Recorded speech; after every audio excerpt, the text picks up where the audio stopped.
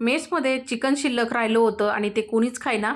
तर म्हटलं चला, मी तर भाजी पण फेकून देत नाही राहिलेली, तर चिकन काय फेकून देऊ, एवढं महागाची गोष्ट आहे ही.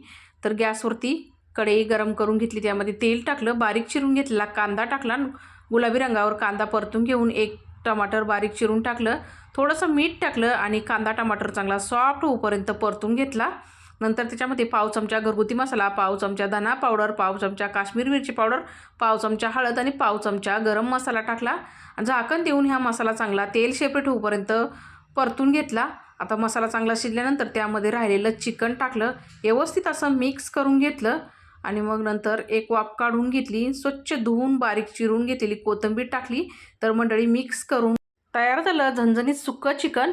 तर बिलकुलही वायाला गेलं नाही मंडळी. आम्ही हे बाजरीच्या भाकरीबरोबर खाल्लं. तर तुम्हाला ही रेसिपी कशी वाटली ती कमेंटमध्ये लिहायला विसरू नका. भेटूया पुढच्या व्हिडिओमध्ये. धन्यवाद.